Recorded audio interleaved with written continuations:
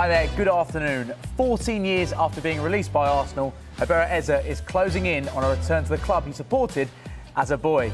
He's undergoing a medical today. We'll be live to the Arsenal, Spurs and Crystal Palace training ground this hour.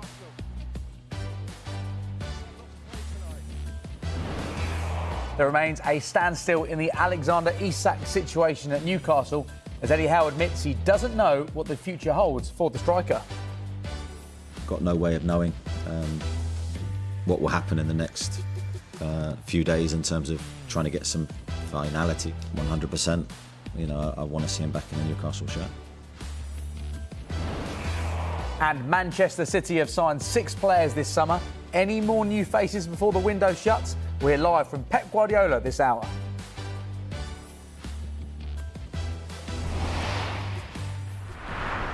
A very good afternoon to you, wherever you're watching us, and to former Premier League striker and Wales international Rob Earnshaw. Eberechi Eze is undergoing a medical with Arsenal today. That's after they agreed a deal with Crystal Palace worth £67.5 million yesterday. Rob, it's been a brilliant summer so far for Arsenal. Just what will Eberechi Eze do to their chances of doing something really special this year?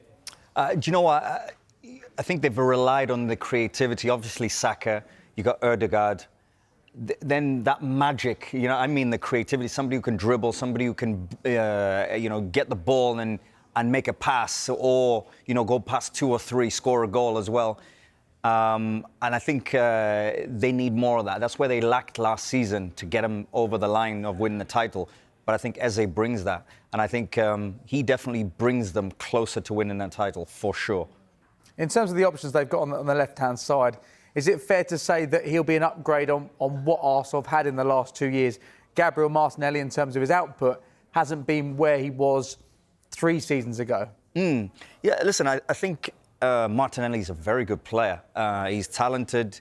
I think what he brings to Arsenal is that speed, being able to play 1v1, dribble, get the ball. But I think Eze brings that and much more. I think that calmness in front of goal. Being able to, if he's 1v1, generally he's going to punish you, but also at the same time he's going to put the ball in the back of the net. I think we've seen a real improvement in Eze and his goals in the last 6 months. And I think he felt that he went to upper level. So I think that's what he's going to bring to Arsenal. And I think where we see it, and with Zubimendi, Rice, Ødegaard, Saka, Gyökeres, of course, the real position he probably fits in is on that left-hand side. Now, is that going to be a left-hand side where he drifts in a lot because he loves to play number 10, loves to play in midfield also? Or is Martinelli still going to play and maybe it's a change of position that he plays more central? So it's a real hard one, but I tell you what, though, it's a great choice because if you have Eze in your squad to choose from, you are in a fantastic position. OK, well, we are very well covered here on Transfer Talk this afternoon because we are at Arsenal's training ground with Gary Cottrell. James Green is at the Tottenham Hotspur training ground and Richard Newman is at Crystal Palace for us. Let's go to you first, Gary. The deal is moving closer and closer. What is the very latest on Eze to Arsenal? Well, we're obviously here because we're going to have the opportunity to ask that very question to Mikel Arteta in about an hour and a half's time. But we know that Mikel Arteta, until a player is unveiled on the Arsenal media sites in the Arsenal shirt, the document is signed, he plays his cards very, very close to his chest. Even though Crystal Palace yesterday, last night after the match, confirmed that Eze has gone, Glasner confirmed it, Steve Parish confirmed it. I think the situation is he's going to be having his medical within the next few hours, if not already. They have got the facilities here to have the medical here on site, but the way it's been the last few transfers is that they've gone to have the medical somewhere in central London and then come here just to finish off the final fitness checks. That's got to be done before 2 o'clock this afternoon. So within the next couple of hours, if he's going to be registered to be able to play against Leeds on Saturday Night Football, that won't happen. It won't be done or announced any time like that. It'll be probably much later on today or even tomorrow when the announcement comes.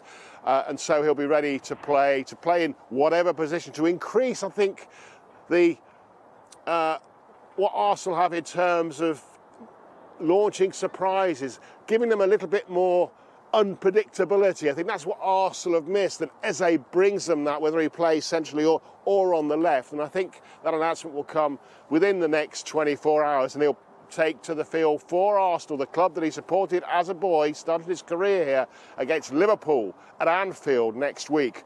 What a debut. Very exciting stuff. Gary, thank you very much for now. So Arsenal and their fans pretty happy at the moment. Don't think you can say the same for the Spurs supporters. James Green is at their training ground now. James, great to see you.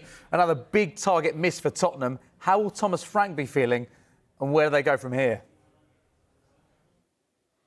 Look, he'll be feeling disappointed. I think it'll be a bitter pill for everybody associated with Tottenham Hotspur to swallow, not just missing out on a player to your rivals down the road, but more importantly, missing out on a player of the calibre of Eberechi Eze. These opportunities to sign players of that quality don't come around very often, and it felt like it was very close for Tottenham. And let's not forget, it's been disappointing for Tottenham fans in their search for a number 10 this summer. Missed out on Morgan Gibbs-White with that £60 million release clause debacle, and a player eventually choosing to remain at Nottingham Forest. But for the club, as soon as they learnt that Eberechi Eze had decided on a different destination, they started to move on and work on a different plan and different targets. And those targets, we hear rumours and interest in Monaco's Magnus Akliouche. Morgan Rogers is a name mentioned in some of the newspapers today at Aston Villa.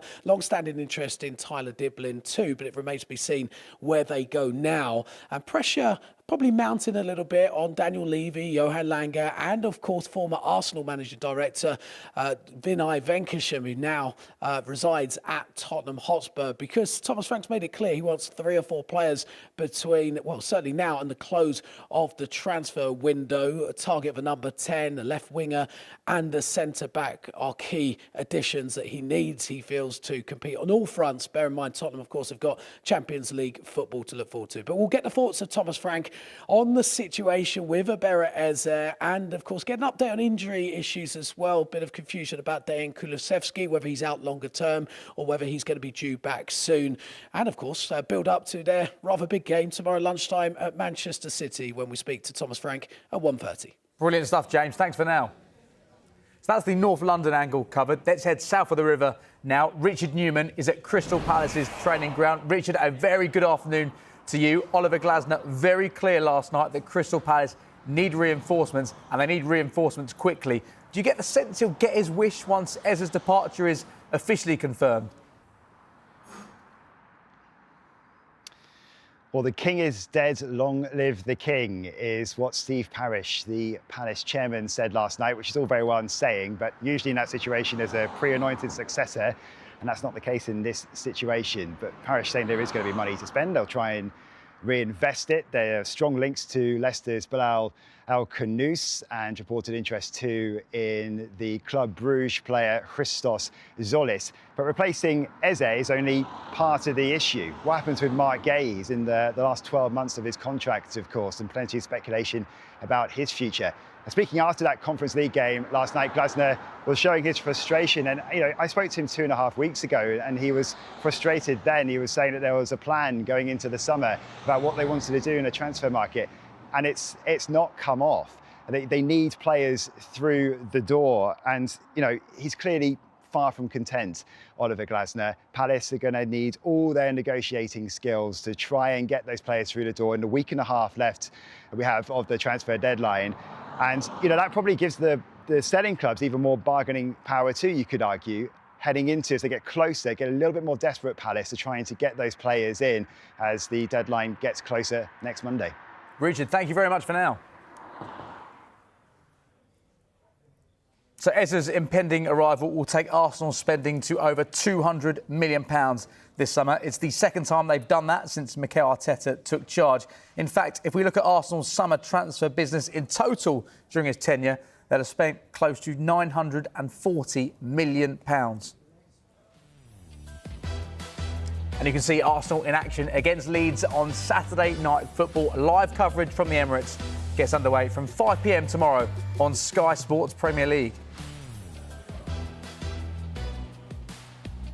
Elsewhere, the Alexander Isak saga continues to rumble on at Newcastle, with Eddie Howe confirming Isak will play no part against Liverpool in the Monday night football. Let's hear some of the key sound bites from Howe's news conference a little earlier on today. I'm not a fortune teller, unfortunately. I'd love to be, but I've got no way of knowing what will happen in the next few days in terms of trying to get some finality on the situation. So yeah, I'm in the same boat as everybody else, really. No, there's been no change. So he, again, won't be part of your squad. Is that your expectation? Yeah, no, he won't be part of the squad for this weekend's game. Me and Alex had conversations towards the end of the season. Yes, I'm not going to sit here and deny that. Did you say you wanted to leave? I think I've always said individual conversations are better off remaining private, but we had conversations at the end of the season. I have conversations with him near enough every day when he's here at the training ground, so that wouldn't be abnormal. But yes, we had discussions about his future. Yeah, I haven't seen him this week, I don't think. I saw him last week. Yeah, when I see him, we speak as normal. There's no issues there between us. The supporters will always react off how a player plays and what he gives the team. Now, this has been an unfortunate situation, but there is always two sides to every story. There is always more than even I will know, because there's conversations and things that have taken place way out of, far away from me and my knowledge and understanding of it. As I said, I've been focusing the last 3-4 weeks on the team. He's contracted to us. He's our player. My wish is that he would be playing on Monday night with us, but he won't be, and that's regrettable at this moment. But he, 100%, I want to see him back in a Newcastle shirt. So Eddie Howe confirming there has been no change with the Alexander Isak situation. He also adds, unsurprisingly, Isak will not be part of the squad for the game against Liverpool on Monday. Rob, can you see Liverpool potentially acting after this match on Monday and going in with one more bid? In my opinion, I think next week heats up. After their game on Monday night, right? I think it heats up because getting closer to the transfer window, it's crunch time. The negotiations always heat up towards those last few days, and especially after they played each other, especially when it heats up where I think Isak and probably Newcastle will have conversations after that game. And then it's whether Liverpool want to go higher than what they've bid before, and how close do they go to that, what we say, the 150 million. How close do they want to go? What do they have? And that's going to be the key in whether Isak is allowed to go or not, because I don't think Newcastle will allow him to leave for anywhere where they think that's too cheap. They've already turned down what we feel like is 110 million. He's got 3 years left in his contract. Exactly. And I think Newcastle want to stay very, very strong with it. And it's going to be so interesting. I actually can't wait, but I think the game should be pretty good as well. Oh, the game is going to be brilliant. I think it just added more spice. It's already a historically great fixture, but it's just added more spice because of it. And it's just going to be so interesting. But listen, the one thing I do want to say is I want to see Isak playing football. And I want to see Isak doing his thing on the pitch, because I think he's fantastic. I think he's world class. And whichever way it is, I would love to see it get done. Whether it's Liverpool, whether it's Newcastle, I think he'll be fine back at Newcastle.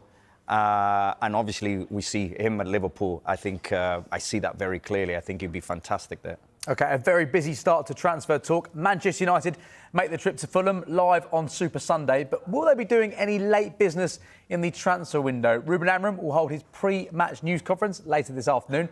Let's join our reporter, Daniel Kahn, who'll be there for us. Daniel, it looks great in that brand new training ground. Will there be any brand new signings between now and the end of this transfer window?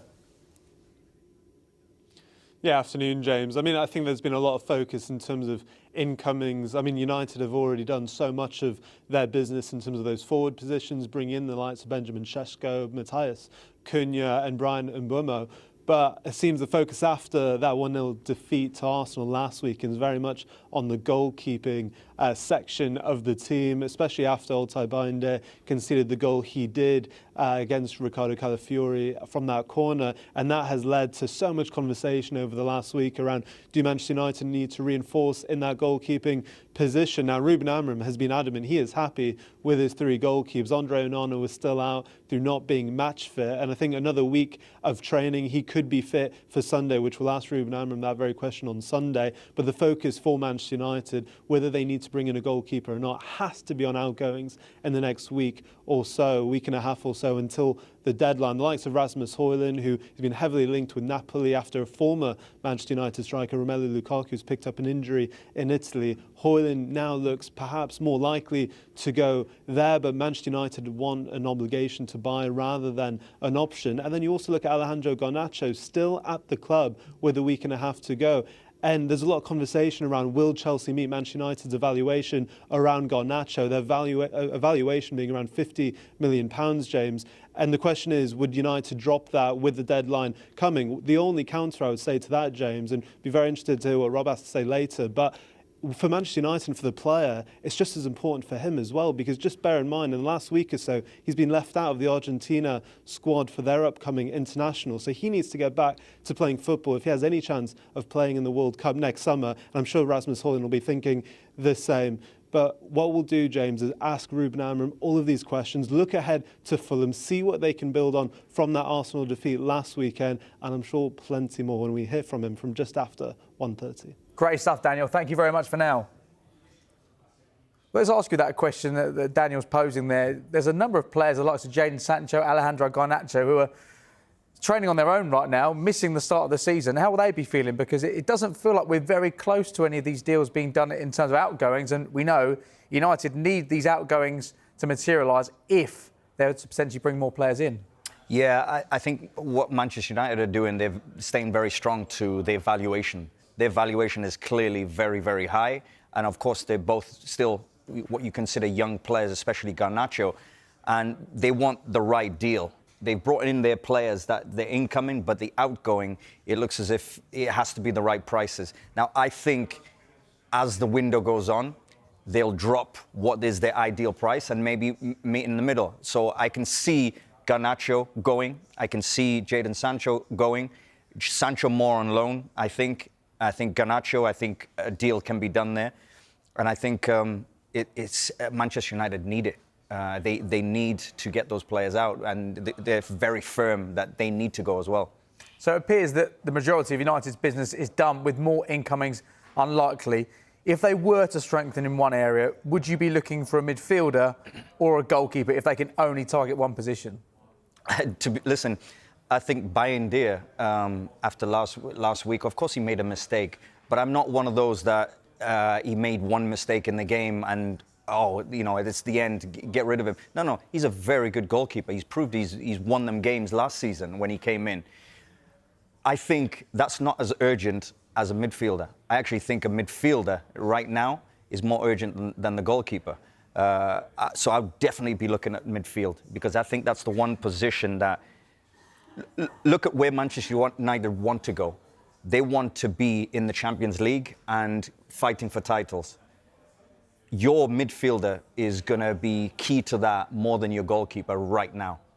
There's a lot of work for that midfielder to do, playing alongside Bruno Fernandes. Would you expect Benjamin Sesko to start this weekend? How much do you think he'd have benefited from a full week on the training ground with Amorim, and potentially tomorrow or Sunday we had the opportunity to see Mbeumo, Cunha and Sesko start together for the first time? Yeah, I mean, the more I see Sesko, the more I think he's just got so many good qualities. That's going to add to Mbeumo's qualities. It's going to add to Cunha, Bruno Fernandes. I think the hard part is always the first few weeks as a player, and you're trying to get to know your teammates. But the big thing is not just to get to know their qualities. When they'll see you.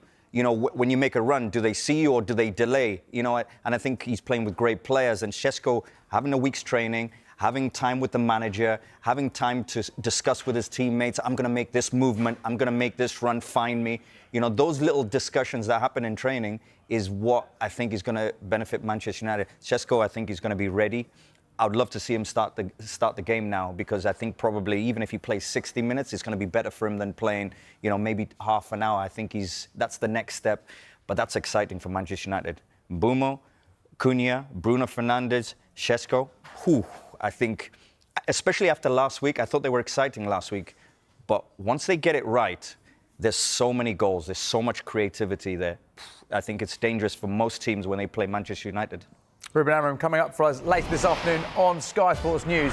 But next, we'll be live to Everton as they prepare for their first ever Premier League match at their new home. And also, we'll hear from Andoni Iraola on Bournemouth's latest signing. Stay with us.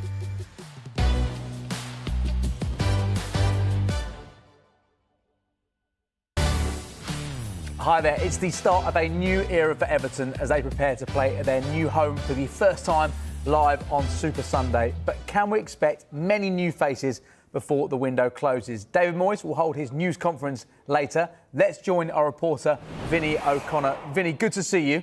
Everton have been linked with many names, but do you think it's likely there'll be any new additions, especially in attack?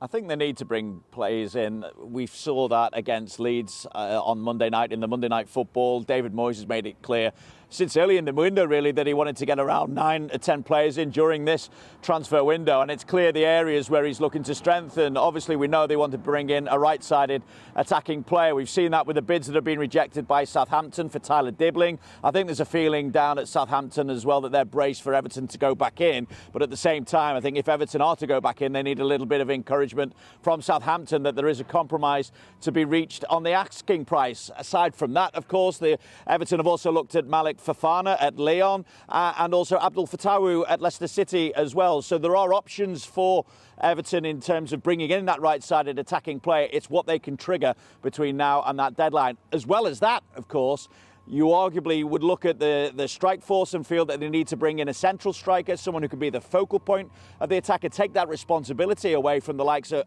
Beto and Thierno Barry. Thierno Barry in particular, of course, because he is a youngster coming in to English football. And on top of that, Everton would also look to bring in a defensive midfielder, probably someone who can operate in the same kind of role as Idrissa Gana Gueye and take a little bit of the workload away from him.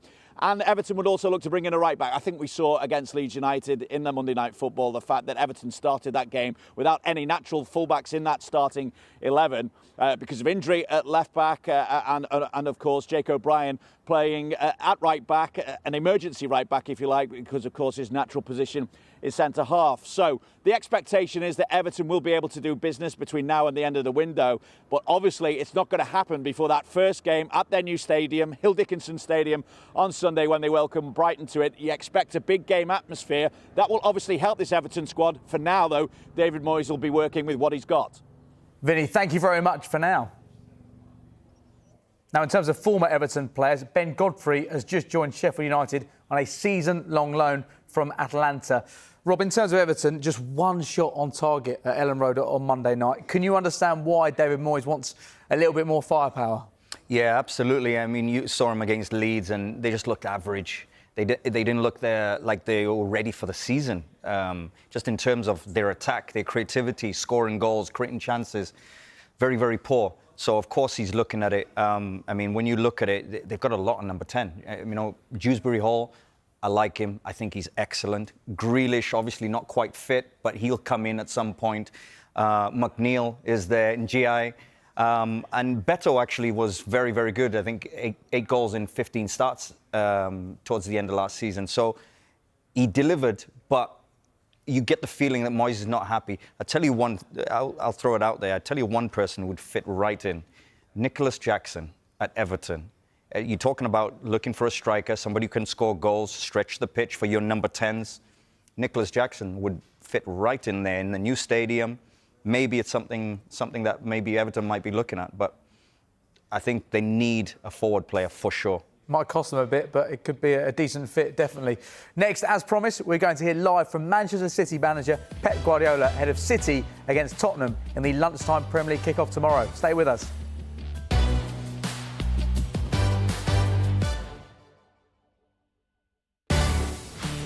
Hi there, welcome back. Ruben Dias has signed a 2-year contract extension at Manchester City this morning, which will keep him at the Etihad until 2029. Great news for Pep, and let's hear from him now because he's speaking ahead of their game against Tottenham tomorrow afternoon. Second goal go partly through for 10:30 p.m. this evening. So we'll start with Ian. Hello, Pep. Can I check, first of all, you had quite a few players who missed the first game of the season. Do you expect to have anyone back available for the Spurs game? Yeah, Rodri and Phil, last game, they were out, but for just the reason why, lack of training and rhythm, they were not traveling to Palermo, and the other guys was all pre-season doing that, but they were not for 90 minutes against Wolves, but they were ready, and of course they are ready for tomorrow. And all the other players, none of them will be available? Kovacic, Josko and Savio, the only ones, and Bet, the only ones they are out. Okay. Looking at Tottenham Hotspur, what they've managed to do in a short space of time with Thomas Frank, what have you been able to see in the change in them from last season to this? It's too early to know, but I don't have any doubts that Thomas will do an incredible job in a big club like have done in Brentford. No doubts. He's top-class manager in different scenarios and different alternatives, how they can play, and I saw it, we suffered it when he was in Brentford. You've obviously done it where you've gone with a distinct style of play and implemented that at new places. How much of a challenge is it to try and get the team up to speed straight away when you've not had that much time to be able to give your ideas and it's new players that you're working with? No, first it's funny. So when you have done many times in many years in one time, go another time, for new, as you say, new scenario, new players, new atmospheres, new expectations. So it's always funny. It's a challenge for yourself, for the team. But I have the feeling that you have to wait. So I remember my first season, with the first 10 official games, we won all 10. And after we didn't win for our reasons, but the season was good, but we didn't win. So it's a question of, I know today is everything judged in one game in Arise, and in one game the season will be in that way. Looks like we don't learn what happened in the past, to make that analysis. Of course, you have to open, you have to full radios, newspapers and TVs, you have to, a lot of time to talk is normal to happen, but it's just the beginning, just one game, and so many things going to happen in good way and bad way. Hi, Pep. Since January, City have collected the most points in the league. Who? Your side have collected the most points in the league. Do you think you're starting to get that fear factor back on opposition? In our team? Yeah. Back to back? Back what happened last season? Yeah. I don't know. It's one game. So I like a lot of things I'm seeing on daily basis, I would say, in the trainings and behaviors. I like it. But I would like to be a magician to know what's going to happen, and I don't know. Lost 4-0 against Spurs at home last season. How much of a shock was that to you at the time, and are you sort of looking for revenge this time? No, it's just another opportunity of revenge. There's no sense. So always, the Spurs have been a tough opponent for us, but this is a completely new season, and so start. So what happened in the past in good of things is past. This what we can do. I know we in that moment I remember was after international break, and was already we came from 2 or 3 bad results, and now the dynamic started to real bad, not good last season, but it's a new season, new vibes, and the game will be hopefully like last season, the first 50-20 minutes that we create a lot to go get comfortable winning, and after, because the Spurs always have been a really good team with good players. Yeah, and just on a general note, Premier League clubs have spent the most money in this transfer window than ever before. Just what are your thoughts on that? Can it go on? Do you think they'll continue to spend in the future as well? So I don't know. I think the club spends because with the strict financial fair play rules, so with the Spanish, because they can do it. And yeah, apparently it's not just Man City, right? Hi, Pep. You mentioned Rodri's back available. How big a boost is that? I just want consistent Rodri. That's all. I don't have any doubts about his potential, quality. Still, so far, still is the best player in the world. In a few months, we elected the new one, but still it is. I don't have any doubts. It's just the consistent. The consistent is at trainings, weeks, games, minutes, and after, everything will be fine. Another player who made their first start for City, James Trafford, really impressive there. How pleased have you been with his performances? And is he still your number one for this weekend? We decide tomorrow or tonight after dinner, and yeah, happy. So you know, the new players always bring. It's like me when I arrived in the first year. I always bring new energy, new everything, stuff, and everything, and I changed, I don't know, 4 or 5, 6 times the stuff. Closer staff, and always bring energy and ideas. Players are the same. So, and James bring his youth and desire to play in the club. Was born, was grown, and yeah, happy for the performance. But I said many times, it's just the first game. So it just be consistent in the way we play it and improve like we have done. We have to do better against against Spurs and doing balls, and yeah. And just on players potentially leaving, there's lots of conversation we've heard around Manuel Akanji, Savinho as well. Can you give us an update there? I don't know our players, and we'll see what happens. We'll see what happens. I think a few things going to happen, and we'll see. Hi, Pep. Ruben Diaz has signed a new contract with the club. He missed a lot of football last season, as did John Stones. How important is it to have them both fit? And how important is that partnership to the success your team can have this season? Yeah, and Josko, and Manu, and Nathan, and Kusa. Everyone it is. But of course, all I ask in the beginning of the season, so many times to the guys inside and now here, is always I want the team fit.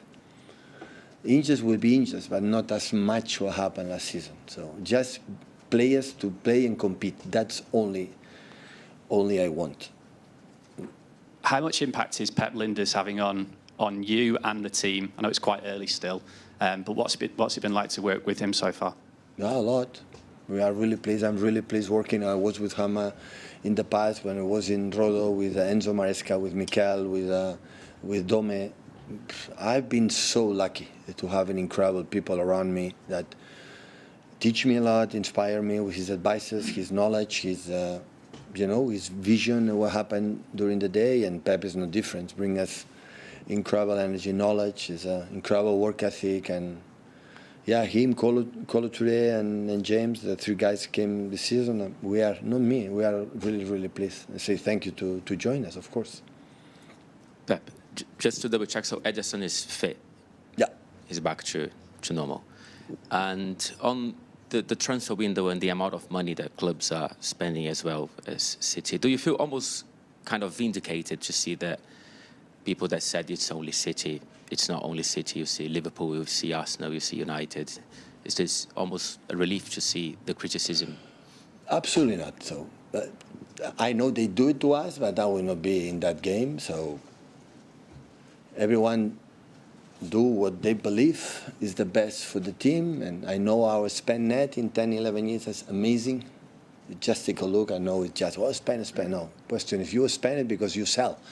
Otherwise, you know, to spend. So I've been really good in that team. Just take a look if you are interested. So I've been really good. That's why we are sustainable.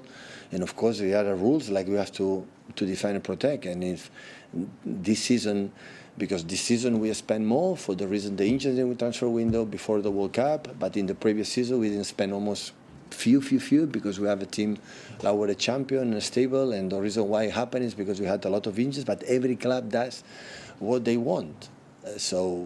Yeah, so because we spend a lot, right? And spend net is fantastic, and we win. So the business is the fact that if you win, right, and the people spend to win in the level that you can. But in this league, for many reasons. They have more resources to other leagues to do it, and if they do it, it's because they want to try. We'll see on the pitch what happens. Certainly Boga there for 10:30 p.m. this evening. Someone start. Hi, Pep. OK, that's Pep Guardiola ahead of their game against Tottenham in tomorrow's lunchtime kickoff in the Premier League. He confirmed that Rodri and Phil Foden will be available for the match tomorrow. Josko Gvardiol, he is still out. In terms of potential outgoings, Pep said that let's see what happens. There are doubts around a number of first-team players, including Ederson. Rob, in terms of Rodri and Phil Foden being back in the mix, massive boost to have Rodri back again. It feels like a massive season for Phil Foden. Yeah, of course, Rodri's incredible, but Phil Foden, I feel like this is the pressure's on him because with the changes Man City have had, Cherki coming in, and Marmoush as well, I think he's amazing. I think those two are incredible. It just puts a little bit of extra pressure on Foden. But Phil Foden is a brilliant, brilliant player. He's so talented. He's so good. We just want him to do what he's been doing. Let's not forget, just over a year ago, player of the season because of his goals, because of his creativity, because of being able to produce a match-winning performance out of nothing. So it's a big season for Phil Foden for sure, and we want him fit. We want to see him and want to see his talent. And what I would love to see now him is go up to hit closer to his potential.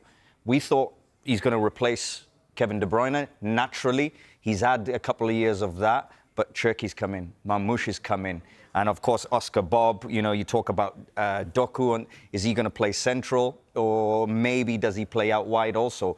But one thing for sure is Phil Foden is brilliant, and it's just whether he's going to be involved, play, and also compete, because Pep Guardiola wants his players to compete. So it's up to you to keep your shirt.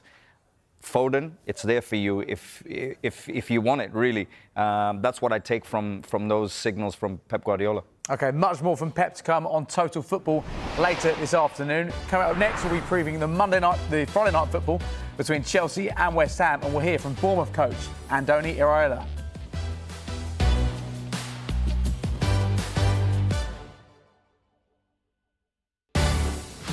OK, let's get more on the Alexander Isak standoff at Newcastle. Eddie Howe says the players would welcome Isak back if the striker had a change of heart, just as he would. There's no doubt how the players will feel. I think they'll feel the same way I do. Alex is an outstanding player. And I have to say, he's a very, very good person, good character. He's a good lad, wants to succeed in his career. This has been a really difficult situation for him, for the players that we have to sort of see us without him. I think they've handled it really well. But if Alex decided to come back and play for us, the players would welcome him back. It could be a busy end to the transfer window for Newcastle. Howe confirmed no deals are close to completion, but the club are active in the market as they search for a replacement for Callum Wilson. We're working hard on incomings. I wouldn't say we're close. Still have a little bit of time, but that time will go very quickly, as we know. So we're in a position where I think the squad's in a really good place, but we're still looking to replace Callum Wilson. That's sort of the big area that we're working on. I think for us, we are still actively in the market, but I think I say all the time, any transfer has to be right, and for a number of reasons. And this is the sort of, with PSR, you're always trying to manage that situation. So if we make a signing that goes against sort of the long-term planning, we can put ourselves in a very difficult position again very, very quickly. So no Isak in the Monday Night Football as Newcastle take on Liverpool. Anthony Gordon probably most likely to play as the central striker. How desperate is their need to sign a striker and keep Isak? It feels like if he goes, they need two strikers. Yeah, I mean, for me, it sounds like they're ready, open, that if Isak comes back, he could be ready. But Gordon's very, very good up top, and he did play there last season. But, of course, Newcastle need a striker, especially looking at Isak wanting to go. They're already clear on that. I see the likes of Nicholas Jackson, Risa, any of those I think would be perfect. Personally, I think Risa would be a very, very good player for Newcastle. He would score goals, he's creative, and he fits, and he's got great movement. I love his movement, and he's a finisher. Now, Bournemouth pushed Liverpool all the way on the opening day of the season. They host Wolves tomorrow. Let's hear from Andoni Iraola, beginning with their signing, winger Amin Adli from Leverkusen. I'm really happy to have him here. I think he's an established player, even if still good age. I think he's still young. He has some experience, as you said. He has some titles. That is always difficult for us, no, to sign players that have won important things. And I also have very good references about his character, his work rate, his honesty. The first impression talking to him also have been very good because he understands the game. When you start talking about the tactics, about this, you feel like he's ready, and he speaks English very well. He can cover, I think, also different positions in our system, and obviously he will need, like all the other players, some time to adapt. But I think with his experience, his personality, I hope, no, it's less time than in other cases, probably. Certainly feels like an exciting player. The fans are excited by the work that you've done so far in the window, despite selling players. The big question for the fans will be, who next? What are the positions are you looking to recruit for between now and when the window shuts next week? I don't know how it's going to finish. No, it's true that we are probably, you asked me, one position you are looking probably is a central defender. We've been with the centre backs. All the market. I think is good that Bafode could play the other day, but it's probably like a. And then you have to be open. You have to be open because you never know what chances are going to appear in the market. And the club will be ready, to improve the squad. Yes. One player you've been linked with is Axel Disasi. Is he someone you're aware of? Someone that you think could fit into your squad?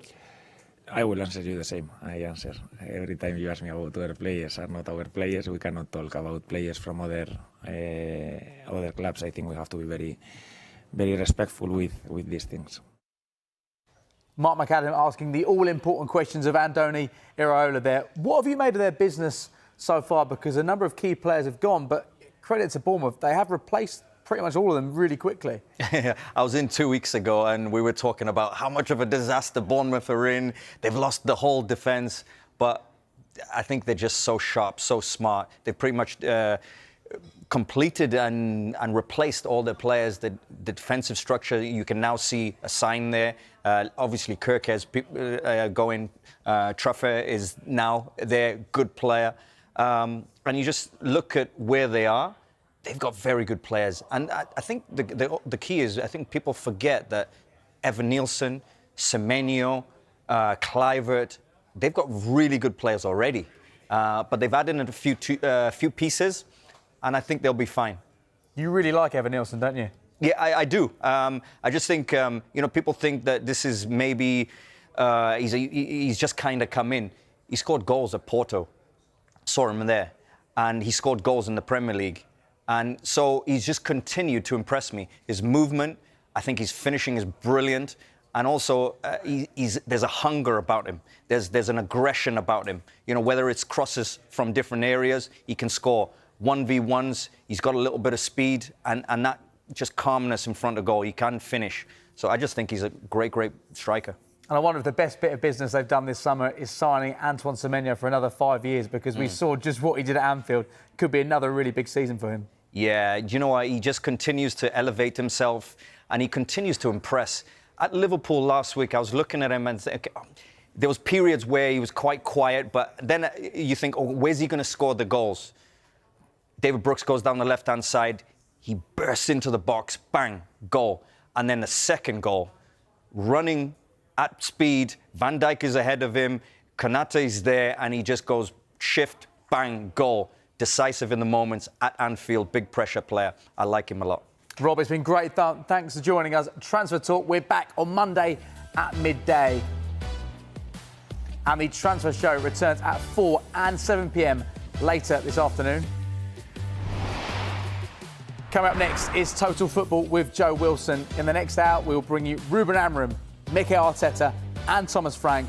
And that's all ahead of the second weekend of the new Premier League season. 13 managers speaking to the media today. We'll hear from all of them throughout the day on Sky Sports News. And don't miss the Friday night football. West Ham and Chelsea meet on Sky Sports.